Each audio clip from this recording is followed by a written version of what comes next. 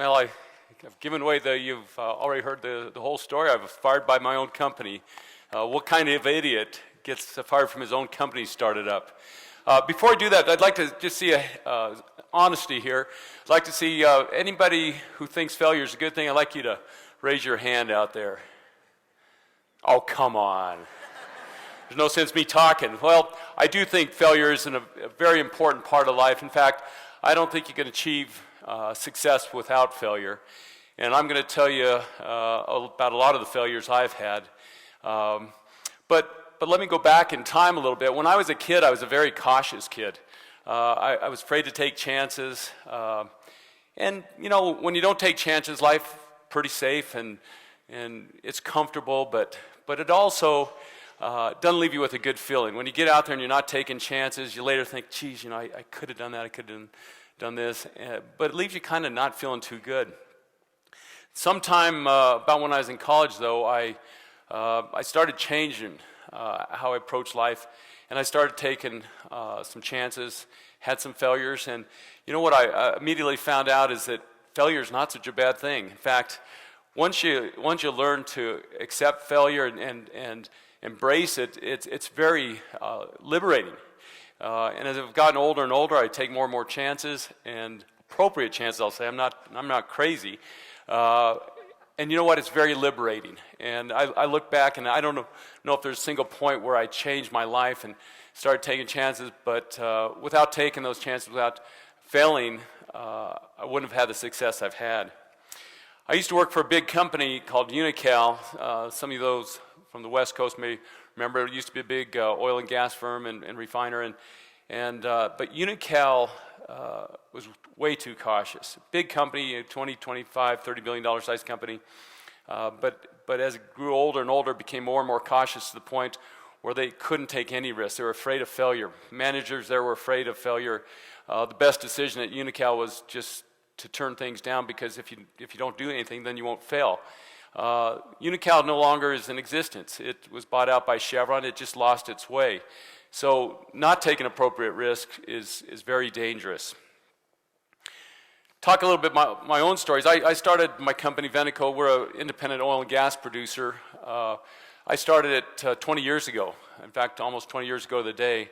And I started with $3,000, which is pretty stupid when you think about it. How can you start an oil company with $3,000? But it worked out well. We grew for a while, and then eventually, 1998, actually on my 40th birthday, we got a $60 million equity infusion from Enron. Some of you may remember Enron, and so you can see how this is going to turn out, don't you? Well, as Enron went into bankruptcy, they got together with my partners. Roughly, I owned a third of the company, Enron owned a third, and partners owned a third. They got together behind my back, and I got voted out of my own company. I was CEO, founder, built it up to the fastest growing private oil and gas company in the country 2 years in a row. With all that success, all of a sudden I'm unemployed. 10 years ago that happened, 2002, which brought me back to Denver, where I traced my roots. And so I had to start all over again. Well, at that point, one of the things in life is, how do you deal with those failures? Well, I am a very tenacious person. I may not be the brightest person out there, but I'm very tenacious, very persistent. And to me, that was a challenge. And for 2 years, I kept the pressure on both Enron and my partners. There were lawsuits. It was a lot of pain. But, you know, eventually I prevailed, and I regained control of my company, bought out Enron and my partners, and so all of a sudden I ended up with 100% of the company. So it started out as a very bad thing, getting stabbed in the back by not only Enron, which you kind of expect out of them, but by my partners. But part of that, I'll accept the failure there, because I ignored the warning signs. I had two partners that were always telling little white lies. You couldn't quite trust them, but I tried to rationalize it. Well, you know, they're just trying to do the right thing and blah, blah, blah. And so it's really my own fault for missing those warning signs. And so that's one thing I learned from the whole thing, is don't ignore the warning signs. When you have people telling little lies and things don't quite make sense, you know, investigate it. So that's the Veneco story. And here we come full circle. I'm embarking on another process. Tuesday, I'm actually trying to buy out the company. We're a public company. I'm actually trying to buy out the company, and on Tuesday we'll have a shareholder vote, so come full circle again. My point here, the whole thing is, success isn't a straight line. Only in fairy tales does success go like this without any bumps along the way. Talk to any entrepreneur out there, and they're going to tell you about all the failures they've had. One of my favorite guys in the world, Jimmy Loprino, who some of you may know, literally the big cheese. He's the biggest cheese manufacturer in the world. He's from Denver as well. He came and spoke to our employees, and one of the employees asked if he'd had failures along the way. And he said, there's not a warehouse big enough in Denver to hold all the failures I've had. And so, you see a repetition with all entrepreneurs out there. Another little story I have on failure is the Denver Scholarship Foundation. I started that along with my wife and John Hickenlooper about 6 years ago. My wife and I put $50 million to get the thing kicked off. And the premise of the Denver Scholarship Foundation is to help any kid in the city of Denver go to college. So any kid who has financial need can get accepted into college. We help them out. That's it. We're not looking for the top 10, 20% of the kids. Those kids are taken care of. They've got scholarships coming out the year, but what about the other 80 or 90%? I was born and raised Southwest Denver, went to Lincoln High School, which is not exactly the premier high school. We probably led the state in fights and all that, but that's about our only claim to fame. So those kids there are not taken care of, and so we did that. We embarked on that. The next thing I know, we're front page articles several times in the Denver Post about all the mistakes we're making. And I must be the only idiot out there that gives away $50 million and heavily criticized. That takes some real doing, doesn't it? A lot of that, though, on 20/20 hindsight, you look back and why did we fail?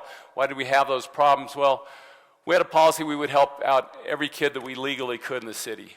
And we thought legal is legal. We thought people would understand that. Well, we have an unfortunate problem, at least as far as I'm concerned, that we have a lot of undocumented kids in the city of Denver and the state of Colorado that we can't legally help. It's actually illegal. There's some federal harboring statutes that don't allow us to. Believe me, I'd like to. My own family traced its roots to Mexico, and we'd love to help them out, but we legally can't do it. Well, the next thing we know, the paper, front page headlines, we're reneging. Many articles in the Post. I was getting hate mail from teachers, a lot of hate mail, emails from our teachers here in Denver. My first editorial cartoon I was in, it wasn't very flattering, I can tell you that.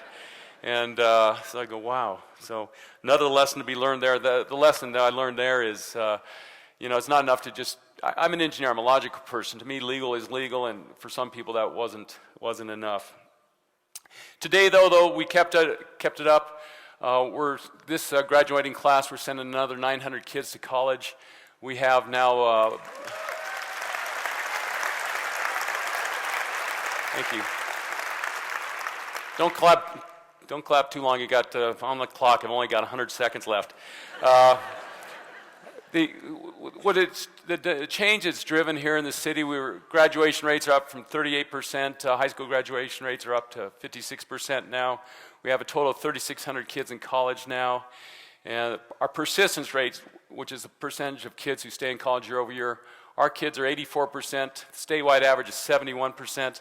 I can go on, but these kids, I'll tell you, they're my idols. They're rock stars, these kids. So we turned out, the initial failures, we've turned into success, but we will get better. The 56% is good. It's not good enough. We need to keep pushing that up, and we will push it up. We'll get better at things we do. I hope someday that we can help out the undocumented kids. I hope we can change some of the laws that keep us from just basically trashing these kids out there. Thank you. Next thing's up for me. I'm taking the company private. I'm going to retire this year. Mainly, I just want new challenges. It's comfortable what I'm doing, running a company, but I want to try new things. We have a foundation that we give money away. We try and do big things and change things. So I'm looking for another thing like Denver Scholarship Foundation. But bottom line is, go out there, take a chance. Don't be afraid to fail. It's very intoxicating, very liberating. So I hope you all go out there and fail today. So thank you very much.